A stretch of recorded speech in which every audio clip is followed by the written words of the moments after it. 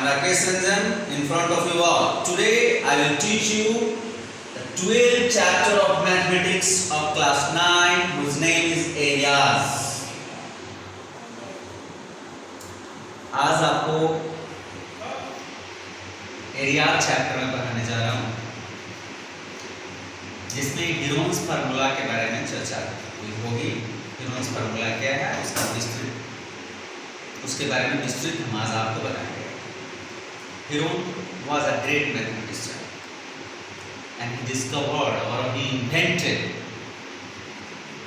many formulas related to areas and perimeter. So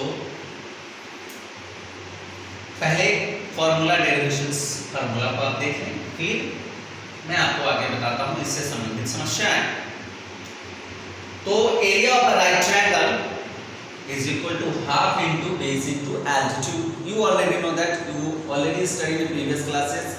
Area of a right triangle is equal to right angle triangle, or a right triangle is equal to half into base into altitude, or a half into base into height. And then next, area of an equilateral triangle is equal to root 3 by 4 into side square. And the other, area of an isosceles triangle is equal to half into base into root under equal sides square minus base square upon 4. And the other triangle, area of a scalene triangle is equal to root under s into s minus a into s minus b into s minus c, whereas s is semi-perimeter of the triangle, then s barabar a plus b plus c by 2, and a, b and c are sides of the triangle. Dear students, ये जितने भी formulas बने हैं वो total Heron's formula से ही related है। और ये जो फोर्थ रूल्स आप स्केलर ट्रायंगल वाला देख रहे हैं, root under s into s minus a into s minus b into s minus c, यही हीरोन्स फार्मूला है। और इसी पे आधारित सभी फॉर्मूलाज को, सभी ट्रायंगल के एरिया को निकालने का तरीका बताया गया। इससे आप सारे ट्रायंगल का एरिया फाइंड आउट कर सकते हैं।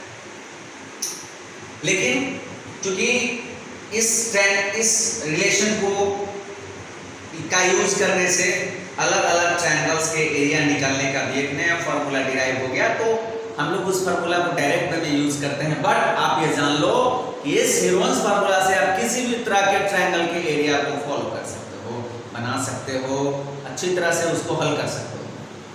मुख्य बात यही है कि हीरोन्स साहब ने जो ये फार्मूला दिया, ये सूत्र दिया, इससे किसी भी प्रकार के त्रिभुज का क्षेत्रफल आसानी से प्राप्त किया जा सकता है। और ये जितने फॉर्मूलाज बने हैं इसी हीरोन्स फार्मूला के आधार पर। अभी आप डियर स्टूडेंट्स, आप सोच रहे हो कि इसमें s क्या है, a क्या है, b क्या है, और c जो यूज हुआ है वो क्या है। तो फॉर योर काइंड इंफॉर्मेशन मैंने लिखा है s is semi perimeter of the triangle. Semi perimeter means अर्ध परिमाप या अर्ध परिमिति, यानी half of perimeter is semi perimeter. And you already know that perimeter is equal perimeter of any type of triangle बराबर sum of all of its sides। तो sum of the sides यानी तीनों भुजाओं का योग, चाहे वो किसी प्रकार का त्रिभुज हो, उसका हाफ, तो इसलिए s बराबर a plus b plus c by 2। a, b and c are the sides of the triangle। Okay, you might take। अब इसी पे आपका एक्सरसाइज जो क्लास 9 में आपको पढ़ना है, एक्सरसाइज 12.1, उसका फर्स्ट क्वेश्चन मैं आपको बता रहा हूं कि उसमें दिया हुआ है कि एक ट्रैफिक सिग्नल बोर्ड है, एक ट्रैफिक सिग्नल बोर्ड है जिस पे लिखा हुआ है स्कूल अहेड। आप समझते ही हो ट्रैफिक सिग्नल बोर्ड्स कई तरह के लगे होते हैं, स्कूल्स हैं, जब आपको ट्रांसपोर्टिंग रूल की तरह, और ट्रैफिक सिग्नल बोर्ड जो आपके रोड के किनारे लगाई हुई रहती है आपको सूचना देने के लिए कि आगे क्या है, या किस तरह आगे जेब्रा क्रॉसिंग है या फिर स्कूल है, ये सब सारी बातों को निर्देशित करने के लिए लेफ्ट टर्न लेना है, राइट टर्न लेना है, ये सारी चीज़ें यातायात नियमों संबंधित ये सड़क के किनारे लगाई हुई रहती है। तो वही ट्रैफिक सिग्नल बोर्ड है जिसपे लिखा हुआ है स्कूल अहेड, और दिया हुआ है इसके सभी साइड, ये जो ट्रैफिक सिग्नल बोर्ड बना हुआ है ट्रायंगुलर ट्रैफिक सिग्नल बोर्ड है, इसके सभी साइड का मेजरमेंट a यूनिट्स दिया हुआ है क्वेश्चन के अनुसार। तो हम गिवन दैट तीनों साइड्स के बारे में a बराबर a, b बराबर a और c बराबर a, whereas a, b and c are the sides of the triangle, but the all sides are equal in the traffic signal board which is in triangular in shape. So we have to find semi perimeter of the triangle. Then s बराबर a plus b plus c by 2. So we can write s बराबर a plus a by 2 is also equal to 3a by 2. Okay, minded? Now we have to find the area of the traffic signal board. By using Heron's formula, or in other words, by using Scalene triangle formula. Root under s into s minus a into s minus b and into s minus c means root under s multiply s minus a multiply s minus b multiply s minus c. Since हमने ये प्राप्त कर लिया है कि semi perimeter 3a/2, तो फिर हम उसको पुट करेंगे 3a/2 into s minus a, तो 3a/2 minus a, s minus b तो 3a/2 minus a, क्योंकि सभी साइड इसके बराबर है, फिर s minus c तो 3a/2 minus a. जिस प्रश्न में सभी साइड डिफरेंट होंगे उस तरह से हम यूज करेंगे, लेकिन चूंकि इस क्वेश्चंस के आधार पे सभी साइड बराबर हैं तो इसलिए सभी साइड बराबर हैं.